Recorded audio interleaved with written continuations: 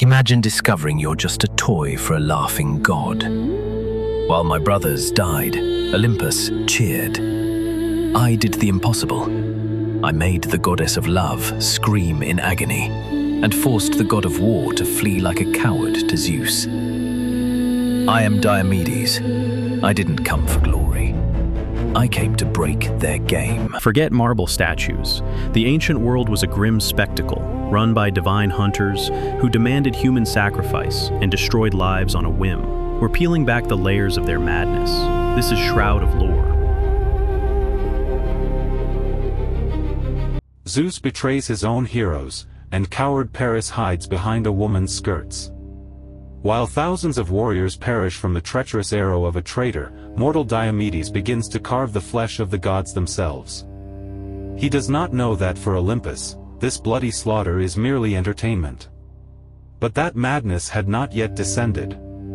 First, there was the stampede. Diomedes saw the army break before he understood why. One moment, 100,000 Greeks stood ready for battle. The next, they were running for the ships, trampling each other, throwing down weapons, screaming about home. Agamemnon's test. The fool king had told them to retreat, expecting them to refuse. Instead, a decade of exhaustion exploded into panic. Diomedes grabbed a fleeing warrior by the throat. "Where are you going?" "Home," the king said. Diomedes hurled him aside and climbed onto an overturned cart. "Stop." No one listened. The tide of bodies surged past him toward the harbor. He drew his sword and cut down the nearest tent pole. The canvas collapsed onto a dozen runners, tangling them, forcing others to stumble and halt. In the momentary chaos, his voice found purchase. 10 years, he roared. 10 years of blood, and you run because of words? What will you tell your sons, that you fled Troy without a scratch on your shields? Men slowed. Turned. Stared.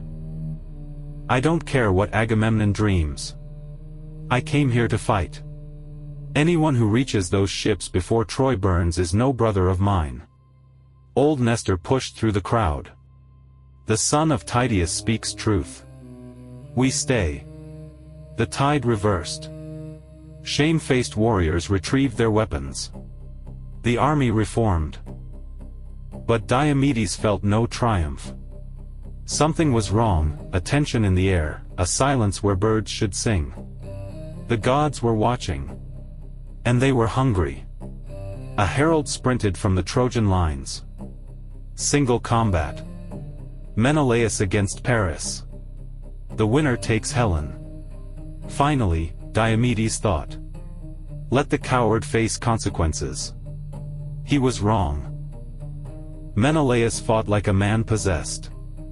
Diomedes watched from the front lines as the Spartan king shattered Paris's sword, grabbed him by the helmet strap, and began dragging him toward the Greeks. The Trojan prince choked and thrashed, his pretty face turning purple. Finish him, Diomedes muttered. End this. Menelaus raised his blade for the killing stroke. Paris vanished. Empty armor clattered to the ground. The prince was simply gone, snatched away by invisible hands, saved from the death he deserved. The Greeks erupted in outrage. Treachery. Coward. The gods cheat for Troy. Then the arrow flew. Diomedes saw Pandarus draw. Saw the shaft arc across the space between armies. Saw it strike Menelaus in the side, punching through bronze, and the sacred truce died with a spray of blood. Charge, someone screamed, and the world dissolved into chaos. Diomedes threw himself forward, spear finding flesh, sword opening throats. But even as he fought, rage built in his chest, not battle fury, something colder. The arrow. Someone had ordered that shot. Someone wanted this slaughter to continue. A Trojan blade caught his shoulder. He felt the muscle tear, ignored the pain, drove his spear through the man's chest. Around him, Greeks died by the dozen. Friends he had trained with. Brothers. And where was Paris? Where was the coward who had caused all this? Hiding. Of course. In Helen's bed, while better men paid for his pleasure. Diomedes cut down another Trojan and screamed at the sky. Is this what you want? Is this entertaining enough? Athena appeared beside him. She materialized from air, gray-eyed, armored, smiling. Son of Tydeus. I have a gift for you. I don't want gifts. I want justice. Then take it. She touched his eyes, and the world transformed. Now you can see the gods who walk among men. And you have the strength to wound them. She vanished before he could respond. Diomedes blinked, and suddenly he saw them everywhere. Divine figures moving through the battle, invisible to everyone else. Aphrodite guiding arrows into Greek hearts. Apollo deflecting spears from Trojan princes. And Ares, the war god himself, standing among the Trojans, laughing as men died around him. Laughing. Diomedes found Aphrodite first. The goddess knelt over her wounded son Aeneas, preparing to carry him to safety. Golden and beautiful, utterly confident that no mortal would dare touch her. Diomedes dared. His spear tore through her wrist. Ichor, divine blood, golden and burning, sprayed across the battlefield. Aphrodite screamed, a sound no mortal had ever heard, and dropped her son. You, she stared at her wound with disbelief. You hurt me. Run back to Olympus. Diomedes leveled his spear at her heart. Tell them what happens when they play games with human lives. She fled, wailing, trailing golden drops across the dust. But he was not finished. Ares stood in the Trojan lines, still laughing, his spear dripping Greek blood. The war god had not even noticed Aphrodite's flight. He was too busy enjoying himself. Diomedes charged.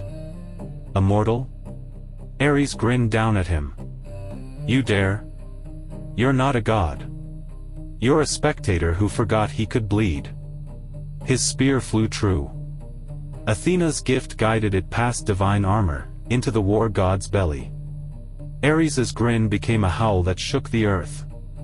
Ichor poured from him like water from a broken jar. Impossible, the god clutched his wound. I'll destroy you. You'll run. Like the coward Aphrodite. Like the coward Paris.